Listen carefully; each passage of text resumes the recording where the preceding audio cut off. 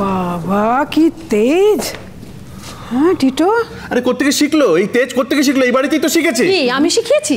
হ্যাঁ আরে তুমি থামো না, তুমি নিজে যা করছো করো, আবার কি দরকার? তোমার কি মনে হচ্ছে আমি ইন্ধন জুগিয়েছি, আমি কোকোকে নষ্ট করছি?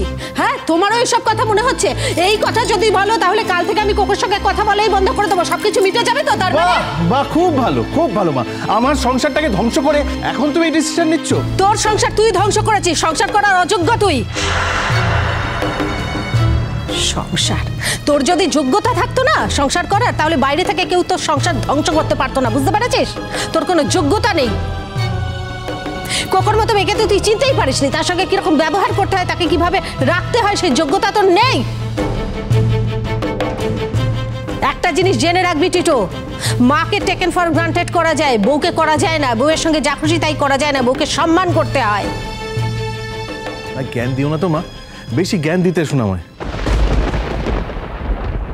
নাচন কোদন করে রাত 12টার সময় তো বাড়ি ফিরলে। সত্যি পারো তুমি, তোমার জবাব নেই। আর কোথায় গেছে? যেখানে আমরা কেউ যাইনি, আমাদের কোনো পার্টিসিপেশন নেই সেখানে। মেয়ে শুধু তোমার, কেন এই বংশের মেয়ে নয়ও? তাই নাকি? আপনাদের বংশের? কই আপনাদের কোনো আচরণে তো বোঝা যাচ্ছে না আমি আপনাদের বংশের কোন দায়িত্ব কর্তব্যটা করেছেন আমার মেয়ের প্রতি। আমার তো মনে হয় মেয়ে শুধু আমার একার, আপনাদের কারুর না।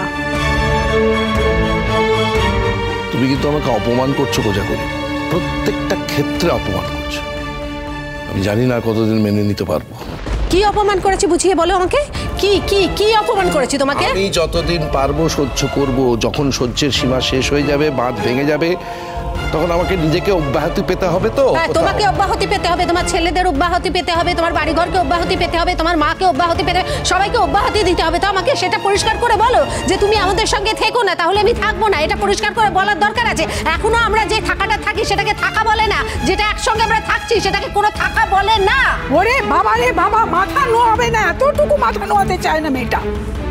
আমার ছেলের জীবনটাকে শেষ করে দিয়ে এখন বলছো ও বাঁচতে দেবে কেন? এতকাল কোথায় ছিলে তুমি? আপনি কথা বলছেন কেন? আপনি কথা বলছেন কেন?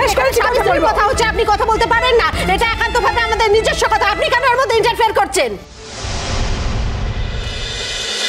আচ্ছা, স্বামী স্ত্রীর কথা তো বেডরুমে হচ্ছে না, সবার আড়ালে তো হচ্ছে না, সবার সামনে হচ্ছে। তখন সবার মতামত শুনতে হবে বই কি। একটা কথা জেনে রাখো মা, আজ আমার বাবার কষ্টের জন্য একমাত্র তুমি দায়ী, শুধুমাত্র তুমি। শুধু তাই নয়, দাদাভাইয়ের জীবনে যে ক্রাইসিসটা এসছে, যে ঝড়টা উঠেছে, সেটার জন্য একমাত্র তুমি দায়ী।